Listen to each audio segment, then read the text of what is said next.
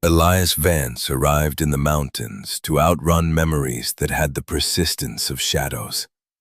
They did not fade in the light, but grew sharper, their edges defined by the very things meant to erase them. Open sky, the clean scent of pine, the profound quiet. He had driven north for 2 days, leaving the grid of the city and the grid of his former life behind, until the roads narrowed to dirt and the houses vanished altogether. He sought a silence deep enough to swallow the past. His companion sat in the passenger seat, a silent testament to a life Elias was trying to forget. Ghost, a German shepherd whose muzzle had gone the color of ash, was not a pet. He was a partner. The dog had served alongside him, had known the same dust and the same high-altitude chill. Now, in the dog's retirement, he remained a professional. His amber eyes were not fixed on Elias with affection, but on the world outside with a calm, constant assessment. He was never entirely off duty. Elias parked the truck where the logging road gave out, a final surrender to the wilderness. He stepped out into the cold air. It was sharp in his lungs, a clean pain. He pulled on his olive field jacket, the fabric worn soft as suede in some places, stiff as canvas in others. It was a second skin, a uniform for a war that had followed him home. He checked the military-issue watch on his wrist. 16:30. The sun was already beginning its slow retreat behind the granite peaks. He shouldered his Eberle-stock half-track, the weight familiar and grounding. Everything had its place. Water bladder, first aid kit, compass, folding knife. The discipline of packing was a small prayer against chaos. Ghost hopped down from the truck, his paws landing silently on the carpet of pine needles. The dog stood for a moment, head raised, nostrils working. He was reading the air, parsing scents Elias could not fathom. The damp earth, the distant promise of snow, the scent of time itself. They moved into the trees, not with the casual pace of a hiker, but with the quiet economy of men who had learned to walk without being heard. Elias's worn leather boots made little sound. Ghost moved like a wraith, a fluid shadow weaving between the ancient trunks of spruce and fir. This was the routine they had settled into over the past year. Find a place far from people, walk until the truck was a distant memory, and make a camp that would leave no trace. It was an exercise in disappearance. Elias found a level spot near a narrow, fast-moving creek. The water was the only sound, a constant shushing that seemed to smooth the raw edges of his thoughts. He began the methodical process of setting up his small tent. As he worked the poles, he felt Ghost's eyes on him. The dog sat perfectly still, his posture radiating a sort of quiet, professional judgment. Elias imagined the critique. The pitch was 2 degrees off, the guy lines not perfectly taut. He allowed himself a small, internal smile. It was the closest he came to humor these days. But then the dog's posture changed. It was a shift so subtle Elias might have missed it if he hadn't spent a decade learning to read this animal. Ghost's head lifted. His ears, which had been relaxed, swiveled forward, locked onto something downwind. His breathing, usually a soft and steady rhythm, hitched. He did not growl. A growl was a warning for others. This was different. This was for himself. An intake of information that was deeply, fundamentally wrong. Elias stopped. He held a tent stake in his hand, his knuckles white. He followed the dog's gaze, trying to see what the animal saw, to smell what he smelled. There was nothing. Only the dense wall of trees, the failing light painting the forest floor in shades of gray and deep blue. The creek murmured its endless story. The wind whispered through the high branches. It was a picture of absolute peace. But Ghost did not relax. He remained a statue of tense vigilance, a living compass needle pointing toward an unseen disturbance. Elias trusted the dog more than he trusted his own senses. His own senses had failed him before, catastrophically. Ghosts had not. The silence Elias had sought was suddenly not empty. It had teeth. He slowly lowered the tent stake, his hand moving toward the folding knife clipped to his pocket. The memories he had come here to escape felt very far away. A new, more immediate unease had taken their place. The mountain held its breath, and Elias held his with it. The tension held for a long minute. Elias remained crouched, his body a coiled spring. Ghost did not move, did not blink. The focus of his attention was unwavering, a fixed point somewhere in the deepening gloom of the forest. Elias knew better than to command him. This was not a search pattern. This was instinct, pure and absolute. Finally, with a low chuff of air, Ghost broke his stillness. He took a single, deliberate step forward, then another. He was not charging or pursuing. He was investigating. Elias rose, leaving the half-pitched tent behind.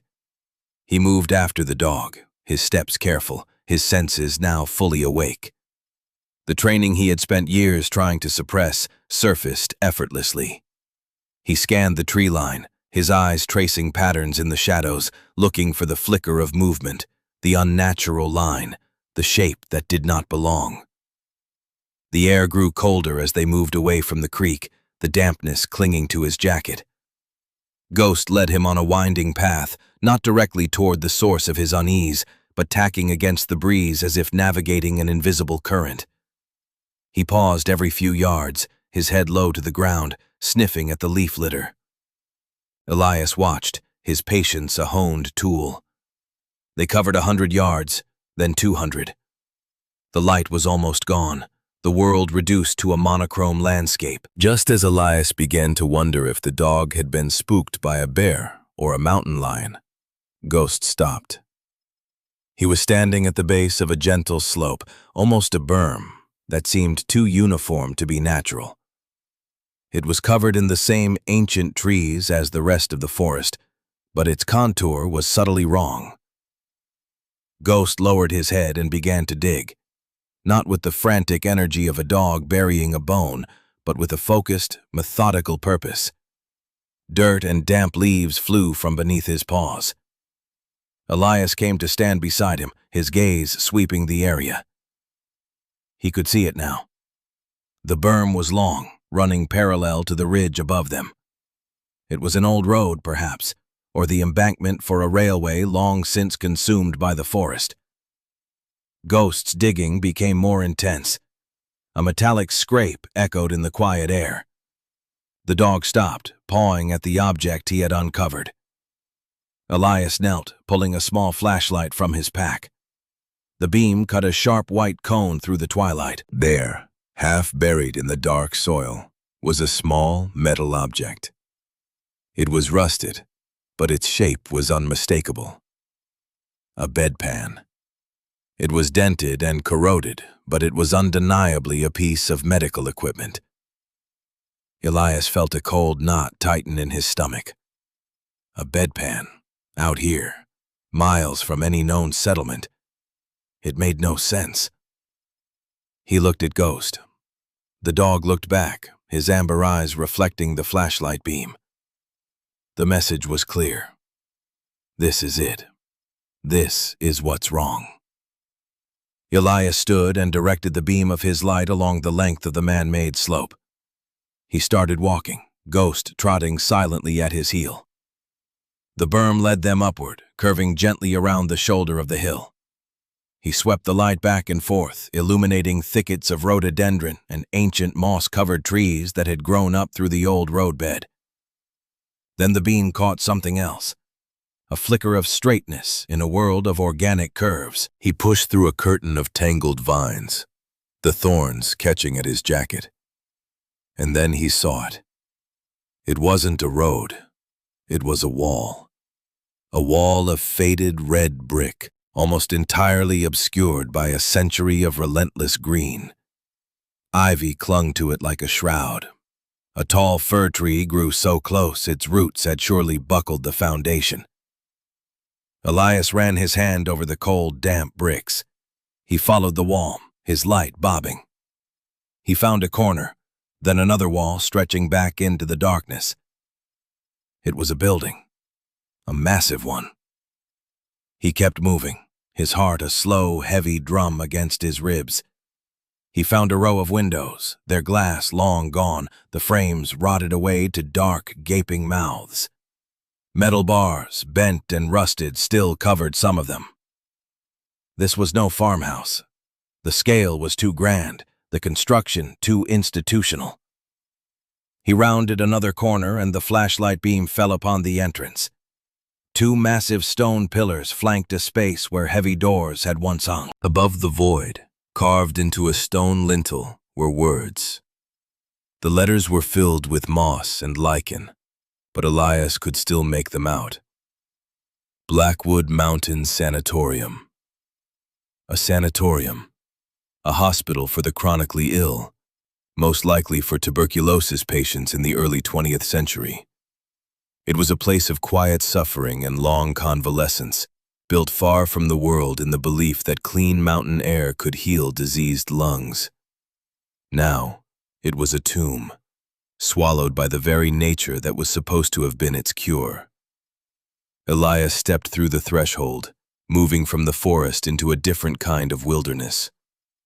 The air inside was heavy, still, and thick with the smell of decay, wet plaster, and something else. A faint, lingering scent of antiseptic and sorrow. His flashlight beam cut through the oppressive darkness, revealing a vast lobby. A grand staircase, its wooden balustrade rotted through, curved up into nothingness. Plaster had fallen from the ceiling in great sheets, exposing the lath and timber bones of the building. A fine layer of dust, thick as velvet, covered everything. Ghost stayed close, his body brushing against Elias's leg. The dog's earlier tension had been replaced by a low-level, watchful alertness. He was no longer pointing to a single anomaly. They were standing inside of it. Elias swept the light across the room. He saw the ghost of a reception desk, its wood warped into a grotesque parody of its former shape. Behind it, mail slots were filled with debris. The floor was a treacherous mosaic of rotted floorboards, buckled linoleum, and slick, dark mold. He took a careful step, testing the floor's integrity. It groaned, but held. This was not a place that had been simply abandoned. It felt different. There was a strange order to the chaos. He moved toward what looked like a waiting area. Chairs were overturned, but they were not scattered. They were clustered together, as if pushed aside in a hurry. A small table lay on its side, but the magazines beneath it, their pages fused into a solid block by moisture, were still neatly stacked. It looked like a place evacuated, not ransacked. A place left with the intention of returning. He moved deeper, his light finding a wide corridor leading away from the lobby. The doors lining the hallway were ajar, hanging from single hinges. He peered into the first room. A patient room. An iron bed frame, rusted and bare, stood in the center. A small nightstand had collapsed into a pile of rotting wood. On the wall, a single faded watercolor of a mountain landscape hung askew. It was a detail that struck him as profoundly sad, an attempt at beauty in a place of slow decline. He checked the next room, and the next. All the same. Empty beds, decaying furniture. But in the fourth room, he found something else. The mattress was still on the bed, a dark, stained mass of springs and stuffing, and the seatbelts were still attached to the frame. Heavy leather straps with thick iron buckles designed to restrain a patient. But they weren't buckled. They were cut. Sliced cleanly through, as if with a very sharp knife. Elias ran his thumb over the clean edge of the leather. This was not the work of time or decay.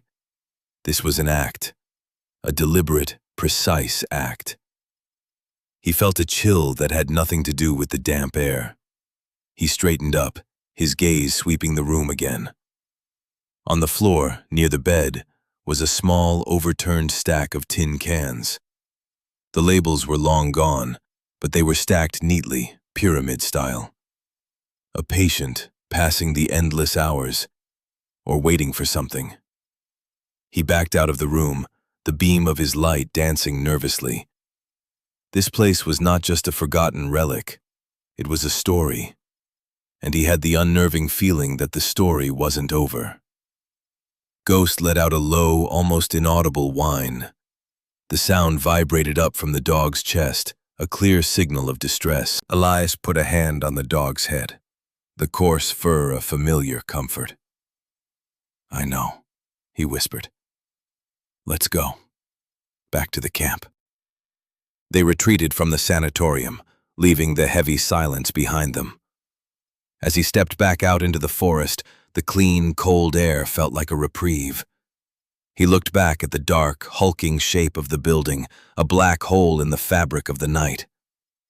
He had come to the mountains seeking nothing, and instead, he had found something vast and unsettling. A secret the forest had kept for a very long time, and now, somehow, it felt like his. The night was long. Elias slept in fits, the half-pitched tent offering little defense against the oppressive presence of the sanatorium. Every gust of wind through the pines sounded like a whispered word, every snap of a twig like a footstep. Ghost lay at the entrance of the tent, a vigilant sentinel, his ears twitching at the nocturnal sounds of the forest. He did not sleep. Elias lay awake. The image of the cut leather strap burned into his mind. It was the detail that didn't fit, the loose thread that, if pulled, could unravel everything. By dawn, he had made a decision. Avoidance was what had brought him here, but his training, his very nature, rebelled against an unanswered question. This was a puzzle, and he needed the pieces. He broke camp with swift efficiency, leaving no sign he had ever been there. The drive back down the mountain felt different. The wilderness was no longer a neutral sanctuary. It was a guardian of a dark history. The nearest town was a place called Havenwood, a name that felt like a cruel joke. It was a small, tidy community nestled in the valley, a collection of clapboard houses and brick storefronts that seemed to have changed little in 50 years. He parked his truck in front of the county courthouse, a stern-looking building of gray stone. Ghost remained in the truck, his gaze fixed on the courthouse door, as if he knew this was an official inquiry. Elias walked inside. The air smelled of floor wax and old paper. A sign directed him to the county clerk's office. Behind a wide wooden counter sat a woman who looked as though she were carved from the same granite as the building.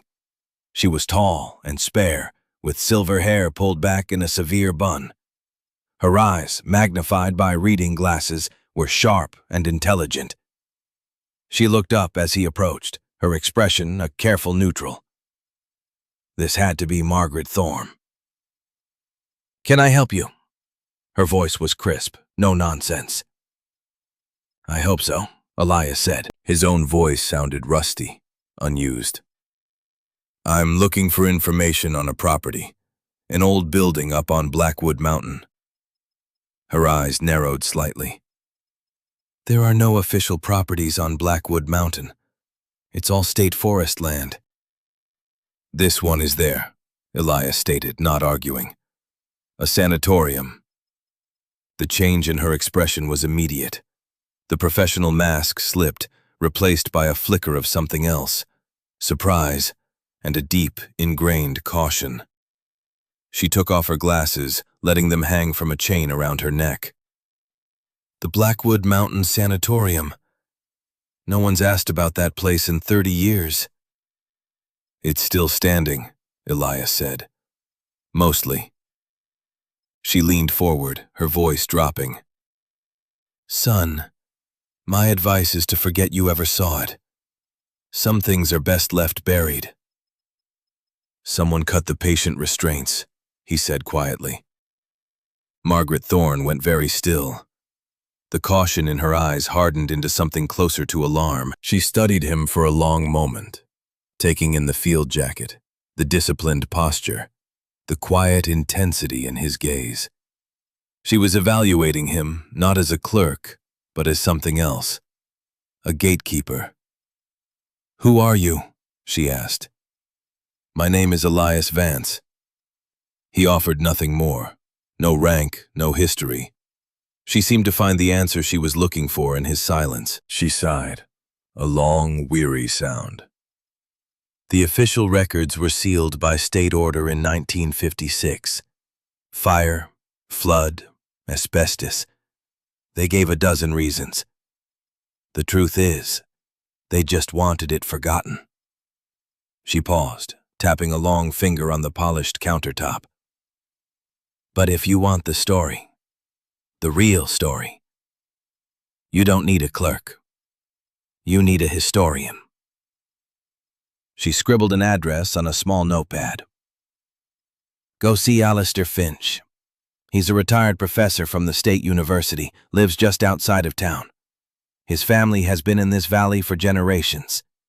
If anyone knows the truth about Blackwood, it's him. Tell him Margaret sent you. And be careful. That place has a history of swallowing people up. The address led him to a small, cluttered house, overflowing with books. Piles of them covered every surface, teetering like ancient, fragile towers. Dr. Alistair Finch was a small, bird-like man with a cloud of white hair and eyes that sparkled with restless energy. When Elias mentioned the sanatorium, the professor's face lit up with a grim, scholarly passion. "Blackwood," he exclaimed, gesturing for Elias to come in. "The great forgotten tragedy of this county. Margaret sent you? Good woman. She knows the official story is a lie." For the next hour, Finch paced his study, pulling books from shelves and unrolling brittle maps, weaving a narrative that was far darker than Elias had imagined. The sanatorium had been a state-of-the-art facility when it opened in 1922, but by the late 1940s, with the advent of antibiotics, its purpose was becoming obsolete. The state began to see it as a financial burden. They didn't close it, not right away, Finch explained, his finger tracing the outline of the building on an old survey map. They repurposed it. In 1951, it became a different kind of hospital, not for the body, but for the mind.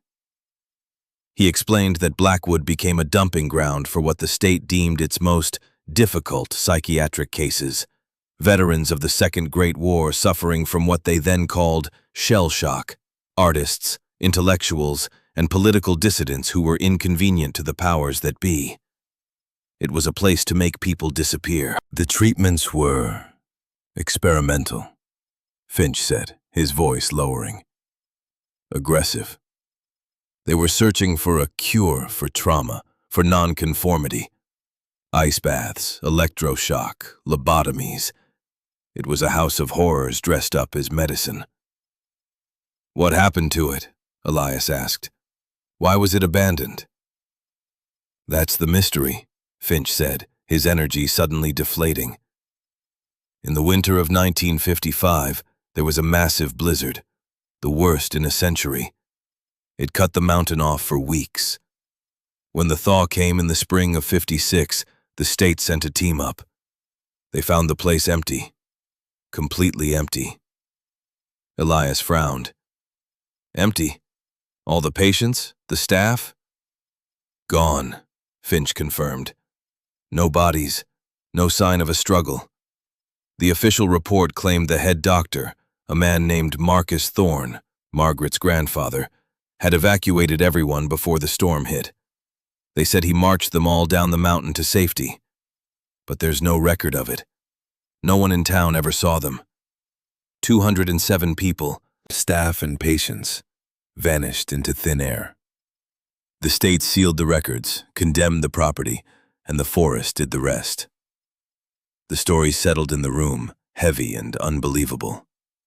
207 people, gone. But something was left behind, Elias said, thinking of the cut straps. The evacuation wasn't that simple. Finch's eyes gleamed. Exactly. My grandfather was a supply driver for the sanatorium. He said that in the weeks before the blizzard, the orders changed. They weren't hauling up food and medicine. They were hauling up filing cabinets, lead-lined ones. And Dr. Thorne was ordering strange equipment, recording devices, heavy-duty batteries. Elias felt a surge of adrenaline. Recording devices. He had a new target. Where would they keep the records? He asked. Thorne was meticulous, Finch said. Paranoid, even. He wouldn't have trusted the main building. There's a sublevel, a cellar used for cold storage. According to the original blueprints, the only access is from an external hatch on the north side of the building. Armed with this new information, Elias drove back up the mountain. The sun was high, but the forest around the sanatorium seemed to swallow the light. Ghost, sensing the shift in Elias's demeanor from investigator to operator, was all business. He trotted ahead, his focus absolute. Elias circled the hulking structure, his eyes scanning the foundation. On the north side, half buried under a landslide of earth and a thicket of thorns, he found it.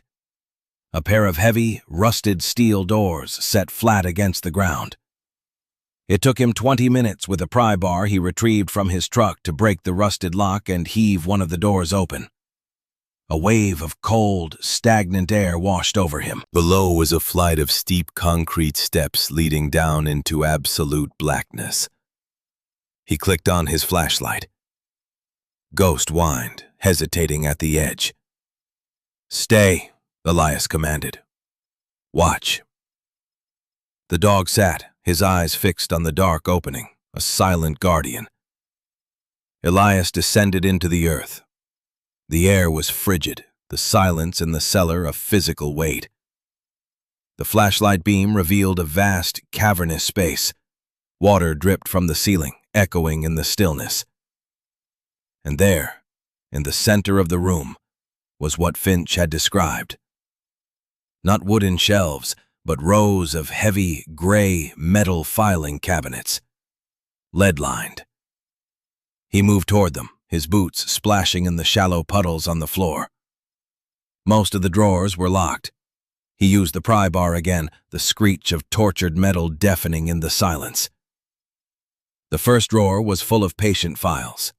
He pulled one out. The paper was miraculously dry, preserved by the sealed cabinet. He read the name. Patient 113. Condition: melancholia, wartime-induced. The file was thick with nurses' notes, descriptions of treatments. It was a record of methodical cruelty. He opened another drawer and another. Each file told a similar story. He was standing in a library of suffering. But he was looking for something specific, a final report, an explanation. He worked his way to the last cabinet in the last row, the one tucked away in the darkest corner. One of its drawers was not locked. It was slightly ajar. He pulled it open. It was almost empty. Inside, there was no stack of patient records. There was only a single, thin folder and a small, reel-to-reel tape recorder. The folder had no name, only a number. Patient 207. The last patient. His hands trembled slightly as he opened it. The file contained only one sheet of paper. It wasn't a medical chart.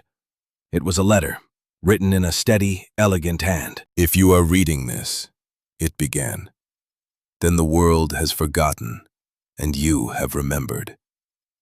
They are not gone. They are here. I did not evacuate them. I freed them." Elias's blood ran cold. He continued reading. The letter was from Dr. Marcus Thorne. He wrote of a new treatment the state was forcing him to implement, a new form of psychosurgery, irreversible and devastating. He saw it not as a cure, but as an execution of the soul. He could not comply. But he also could not let his patients, many of them veterans to whom he felt a profound duty, fall into the state's hands. The blizzard was a gift, he wrote. A chance. We had weeks of supplies. I cut their restraints. I told them the treatments were over. I told them the staff were no longer their keepers, but their equals. We would wait out the storm, and then we would decide our own fate. We were not patients and doctors. We were a community, a fellowship of the forgotten. The final paragraph made Elias's breath catch in his throat. But our supplies will not last forever. Some of us have already been lost to the cold, to illness. We have buried them with honor behind the West Wing. For the rest of us, we have made a choice. We will not walk down the mountain to be hunted. This place was our prison, and we have made it our sanctuary. We will not leave. We will remain, a silent testament. The state wanted to erase us. Instead, we will become a permanent record, a ghost. My final act is to document their stories, their real stories, before the silence takes us too. He put the letter down, his mind reeling. They hadn't vanished. They had stayed. They had chosen to die here, together, rather than face the world that had brutalized them. The cut straps weren't about escape. They were about liberation. He looked at the tape recorder. He pushed the play button. The reels began to turn, slowly, creakily. After a moment of hiss, a voice filled the cold, dead air. An old man, his voice frail but clear. "And I remember the sound of the waves," the voice said. "At Normandy. I never told anyone that. The sound of the waves on the sand before everything. That's what I want to remember." It was a testimony. Dr. Thorne hadn't been conducting experiments. He had been taking final statements. He had given them back their voices before the end. Elias stood in the darkness, listening to the ghost of a long-dead soldier, and he felt a profound, crushing weight of reverence and responsibility. This cellar was not a tomb. It was an archive, a sacred trust, and he had just broken the seal. As the tape hissed, a new sound intruded from the world above, a low, guttural growl from Ghost. It was not the sound of unease, it was the sound of an imminent threat. Elias's head snapped up. He was not alone anymore. Someone else was here. Elias switched off the tape recorder, plunging the cellar back into a dripping silence that was now charged with menace. Ghost's growl from above was sustained, a deep rumble that vibrated through the concrete. It was a clear, unambiguous warning. Danger. Closing. He moved swiftly, his mind snapping into tactical focus. He placed the thin file and the small tape recorder into an empty canvas bag inside his backpack, securing the evidence. He left the filing cabinet drawer open, a silent statement of his presence. He took the pry bar, its weight a cold, hard reassurance in his hand, and ascended the steps. As his head cleared the opening, the scene came into sharp view. Ghost was standing in a classic guarding posture, his body rigid, hackles slightly raised, his teeth bared in a silent snarl. He was focused on a man standing 20 yards away near the tree line. The man was the absolute antithesis of the mountain. He wore tailored slacks, polished leather shoes, and a crisp charcoal gray blazer over a cashmere sweater. He was in his late 40s, with perfectly coiffed hair and a smile that was practiced and placid. He held a tablet in one hand, looking utterly unfazed by the snarling German shepherd or the disheveled man climbing out of a hole in the ground. "That's quite an animal you have there," the man said, his voice smooth and reasonable. He didn't raise it. He spoke as if they were meeting in a boardroom. "I'd appreciate it if you'd call him off." Elias said nothing. He stepped fully out of the hatch and stood beside Ghost, placing a hand on the dog's shoulder. The growling subsided into a low, threatening vibration that Elias could feel in his palm. The dog did not relax. "This is private property," the man said, his smile unwavering. "You're trespassing." "This is state forest land," Elias countered, his voice flat.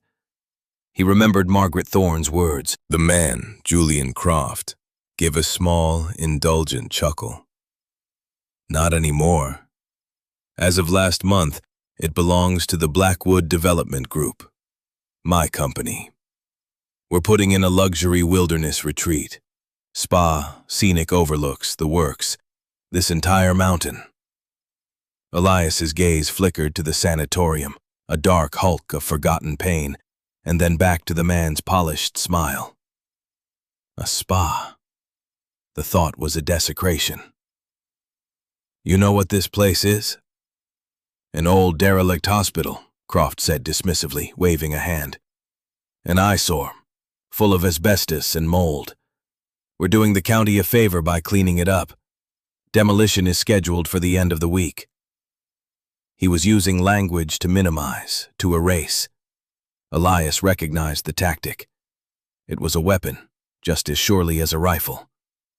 He watched Croft, this man who could stand in a place of such profound sorrow and see only profit. There was a void in him, a hollowness that Elias found more frightening than any overt aggression. 207 people died here, Elias said.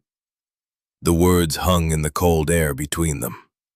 Croft's smile tightened almost imperceptibly at the edges. "Ancient history. Tragic, of course, but entirely irrelevant to our development plans. The state signed off on it. Everything is perfectly legal and above board." He took a step forward, and Ghost's growl instantly returned, sharp and clear. Croft stopped. "Your dog is a liability," he said, his tone still perfectly calm but with a new hard edge beneath it. "As is your presence here. I don't know who you are or what you think you found, but it's of no consequence. This building is coming down." "There are graves," Elias said, "behind the west wing." Croft's expression didn't even flicker. "Unmarked graves on undeveloped land are a bureaucratic headache, I'll grant you. But they are not a legal impediment. We'll have them relocated. Respectfully, of course." He said the word respectfully as if it were a distasteful but necessary part of a transaction. Elias thought of the voice on the tape, the old soldier remembering the sound of the waves. He thought of Dr. Thorne's letter, the creation of a community in the face of annihilation. This place wasn't a headache. It wasn't an eyesore. It was a monument. "You're not going to touch this place," Elias said. It wasn't a threat. It was a statement of fact. For the first time, Croft's mask of polite civility cracked. A flash of genuine annoyance crossed his features. "And who are you to stop me? A squatter? A relic hunter? Let me be clear, Mr. He paused, waiting for a name. Elias remained silent. "Let me be clear," Croft continued, his voice losing its silken edge. "My survey teams will be here tomorrow, my demolition crew the day after. If you are still here, you will be removed by the county sheriff for trespassing. Any evidence you think you found will be irrelevant. It's out of context. It's the ramblings of the mentally ill from 70 years ago. It means nothing." He used the words like acid, trying to dissolve the truth of what Elias had found, to reduce the fellowship of the forgotten to the ramblings of the mentally ill.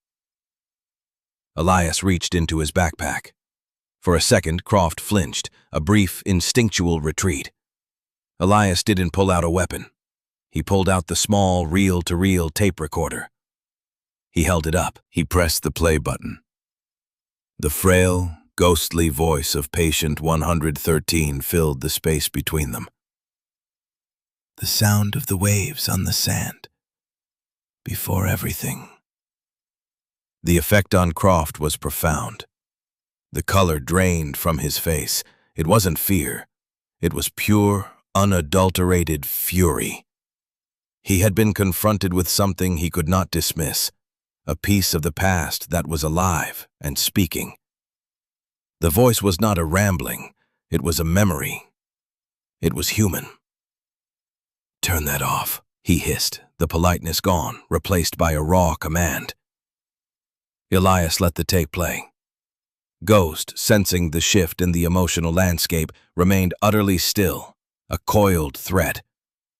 The dog's judgment was absolute. This man was the enemy. Croft stared at Elias, his eyes cold and calculating. He was reevaluating, recalibrating. The problem was no longer a simple trespasser. It was a man with a story. "You're making a mistake," Croft said, his voice now low and dangerous. "A very serious mistake. You have no idea who you're dealing with." He turned without another word and walked back toward the tree line, his expensive shoes crunching on the forest debris. He did not look back. He simply disappeared into the green, a sterile presence swallowed by the wild. Elias stood for a long time, the old soldier's voice whispering into the wind. The confrontation was over, but the war had just begun. He knew Croft would not rely on the sheriff. Men like him had other, more direct methods. He looked at the sanatorium. He had come here to be alone, to hide from responsibility. Now, he was the sole guardian of a forgotten promise and the sworn protector of 207 ghosts. The irony was a bitter taste in his mouth. He had a duty again, and this time, he would not fail. The sky began to turn that afternoon. The crisp blue faded to a bruised, heavy gray. The wind, which had been a whisper, began to moan through the high branches, carrying the scent of imminent rain. Elias knew the weather was turning, a storm rolling in off the peaks. It felt fitting, a physical manifestation of the conflict that was coming. He didn't retreat to his camp. His camp was compromised. His new base of operations was the sanatorium itself. He brought his pack inside, setting up in the cavernous, dust-choked lobby. It offered shelter and, more importantly, defensible sightlines. He ate a cold meal from a ration pack, his senses on high alert. Ghost sat at the gaping threshold of the main entrance, his nose to the wind, a living early warning system. Elias spent the remaining hours of daylight preparing. He wasn't fortifying the building for a siege. That was a fool's errand. He was preparing for a strategic retreat. His mission was no longer to hold the ground, but to protect the evidence and escape. He scouted the building's interior, memorizing its treacherous layout, noting the collapsed floors and weakened stairways. He identified multiple exit points, rotted window frames on the far side of the building, a collapsed wall in the old kitchen that led back out into the dense forest. He checked his gear. Flashlight batteries, full water bladder, the precious tape and file secured in the waterproof bag. His folding knife was clean and sharp. Every action was deliberate, a ritual against the rising tide of anxiety. The feeling was horribly familiar. The waiting. The knowledge that the enemy was coming. It was the same feeling he'd had in a dusty village halfway around the world on a night that had ended in fire and failure. He pushed the memory down, locking it away. This time would be different. The rain began just after dusk, a light patter that quickly escalated into a torrential downpour. Water streamed through the broken roof, creating small waterfalls in the corridors. The wind howled, rattling the remaining window frames, making the entire structure groan like a dying beast. It was under the cover of this chaos that they came. Ghost was the first to know. He rose from his spot at the door, a low growl starting deep in his chest. Elias was instantly on his feet, his pack shouldered. He peered out into the churning dark. Through the sheets of rain, he saw the headlights. Not one vehicle, but three. 2 large work trucks and Croft's sleek, dark sedan. They parked in a semicircle, their beams cutting through the storm, illuminating the face of the sanatorium in a harsh, interrogative glare. Men emerged from the trucks. 4 of them. They weren't a survey team. They were big, dressed in heavy-duty work clothes, and they moved with a grim purpose. One of them, a broad-shouldered man in a yellow rain slicker, appeared to be the foreman. Elias watched them, his mind racing. This was an escalation. Croft wasn't waiting for the law. Croft himself got out of his car, holding an umbrella that was almost useless in the driving wind. He pointed toward the building, shouting instructions that were lost in the storm's roar. The foreman nodded and directed his men. They weren't carrying demolition tools. They were carrying crowbars and heavy flashlights. This wasn't about tearing the building down. It was about finding him. Elias faded back from the entrance, melting into the shadows of the lobby. He needed to get out, to use one of the escape routes he'd identified. He moved toward the rear of the building, Ghost a silent shadow at his side. The men entered the lobby, their powerful flashlights slicing through the gloom, their heavy boots crunching on the debris. "Fan out!" the foreman yelled. "He's in here somewhere. The boss wants the bag he's carrying, and he wants him dealt with." Elias heard the words clearly. Dealt with. The pretense was gone. He moved faster, down the main corridor, the one lined with the empty patient rooms. The floorboards creaked under his weight. He had to get to the kitchen at the back. He passed the room with the cut restraints, the room where his investigation had truly begun. As he did, a section of the corridor floor ahead of him, saturated by the leaking roof, gave way with a sickening crack. A dark, gaping hole 4 feet across opened up in his path. He skidded to a stop at its edge. Blocked. He turned, intending to double back and try a different route through the west wing. But as he turned, a flashlight beam pinned him from the far end of the hall. "There he is!" a voice shouted. He was trapped. The hole in front, 2 of Croft's men behind. He glanced to his right. The door to a patient room was open. He ducked inside, Ghost with him, and slammed the heavy oak door shut. There was no lock. He leaned his weight against it as a heavy thud struck the other side. He scanned the small room. It was a dead end. The window was barred. His heart hammered against his ribs. The memory he'd been fighting surged forward, hot and suffocating. The smell of dust and cordite, the weight of a fallen teammate, the impossible choice. Stay with his wounded brother, or complete the mission and extract the intel. He had chosen the mission. He had left a man behind. A choice that had earned him a medal and cost him his soul. Another thud against the door, stronger this time. The wood splintered. He looked at Ghost. The dog was standing beside him, calm and ready, looking to Elias for the next command. In the dog's unwavering loyalty, Elias saw the face of the man he had abandoned. The choice was here again. It was the same choice, dressed in different clothes. The mission was in his pack, the file, the tape, the truth of Blackwood. The brother was at his side. He could try to escape through the barred window, try to break the bars or the frame, and leave Ghost to face the men. The dog would fight. The dog would die for him. Or he could stay. The door groaned, the frame beginning to give way. The shouts from the other side were muffled. In that moment, something inside Elias broke. The discipline, the tactical logic, the cold calculus of the operator. All of it fell away, replaced by a simple, powerful clarity. He would not leave another partner behind. Not again. "Okay," he whispered to the dog, a strange calm settling over him. "Okay, boy." He took off his backpack. He knelt and slid it under the rusted bed frame, pushing it deep into the darkest corner of the room.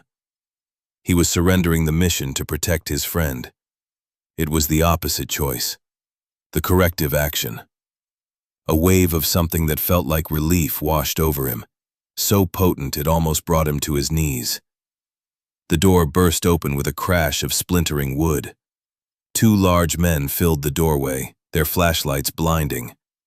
They saw Elias, kneeling, his hands empty. They saw the dog, standing over him, now growling with an intensity that was terrifying.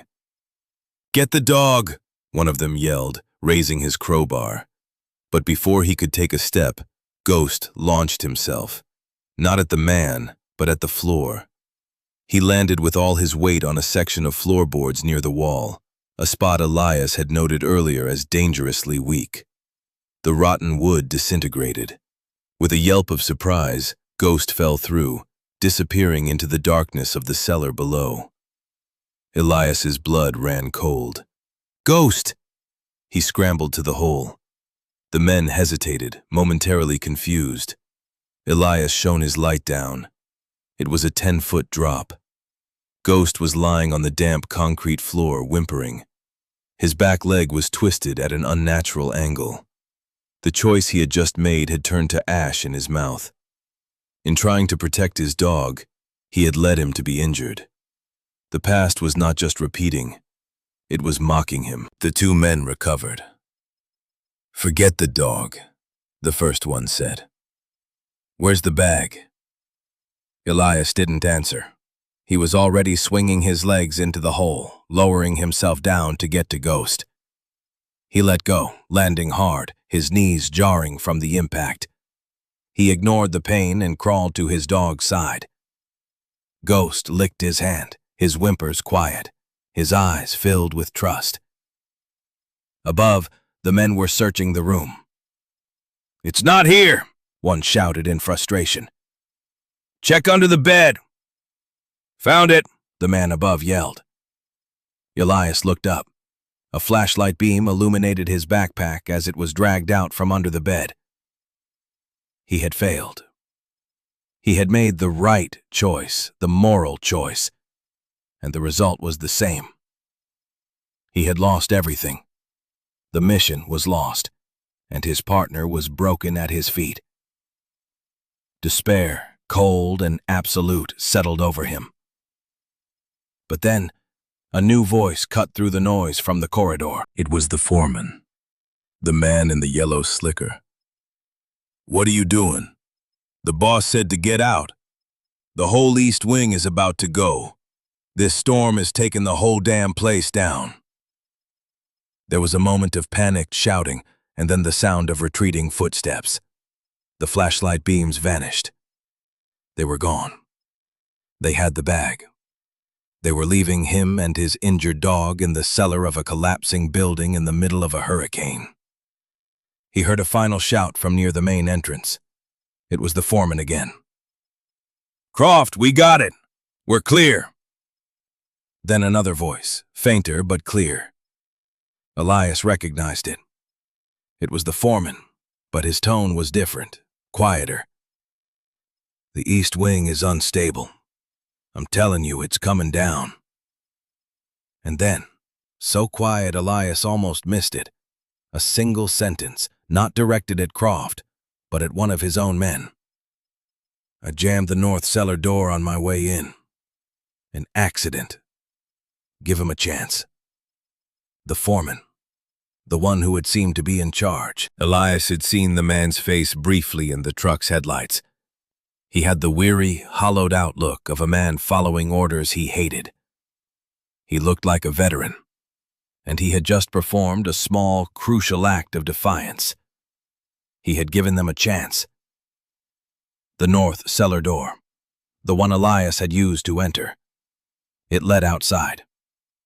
Hope, fierce and desperate, flared in Elias's chest. He looked at Ghost, whose tail gave a weak thump against the concrete. It wasn't over. He hadn't lost. The choice hadn't been for nothing. He had stayed. And now, because of a stranger's moment of conscience, they had a way out. He just had to carry his partner through the dark. The morning came, quiet and drenched. The storm had passed, leaving behind a world washed clean. The air was cool and smelled of wet earth and pine. Sunlight, pale and thin, filtered through the broken canopy of the forest, painting the ground in soft light. Elias sat on the damp steps of the north cellar entrance, his back against the cold steel door. Ghost lay beside him, his broken leg splinted with a branch and strips of fabric from Elias's own shirt. The dog was sedated with a dose of pain medication from the first aid kit, his breathing slow and even. Getting him up the cellar stairs had been a slow, agonizing process, an ordeal of whispered reassurances and shared pain. But they were out. They were alive. The forest was not silent for long.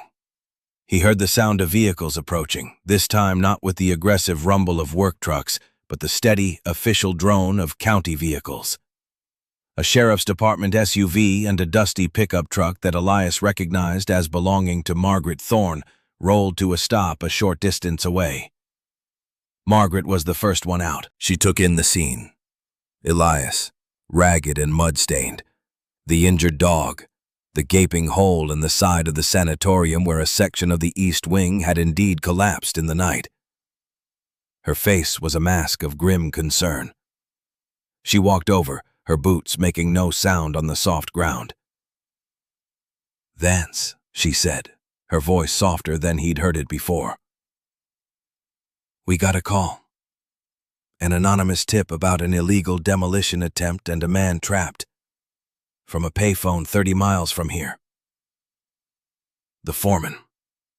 He had not only given Elias a chance, he had called in the cavalry. "They have the evidence," Elias said, his voice raw. "A file and a tape." Margaret nodded, a flicker of something like triumph in her eyes. "I know. The sheriff pulled Croft over an hour ago for speeding, a routine traffic stop.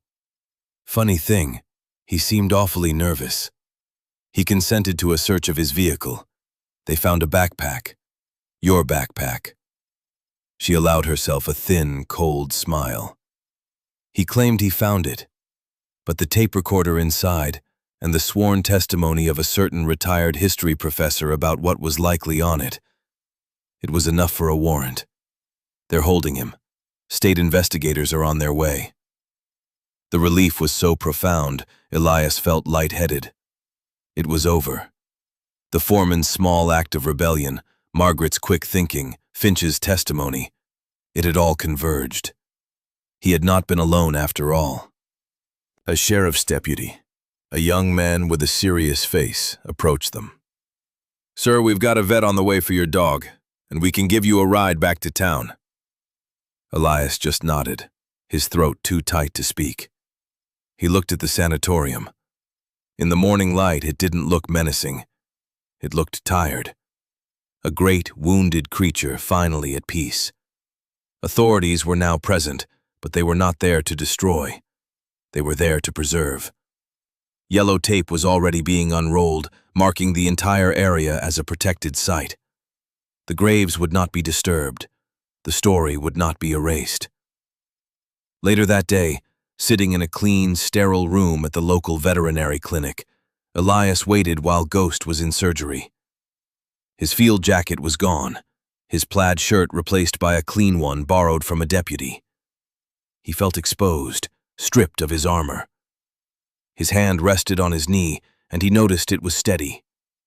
His phone, which he'd thought lost or destroyed, buzzed in his pocket. He had pulled it from his pack before sliding it under the bed. A last-minute, subconscious act. He looked at the screen. The name displayed was Sarah, his sister. He hadn't spoken to her in 6 months. He had ignored her last 3 calls.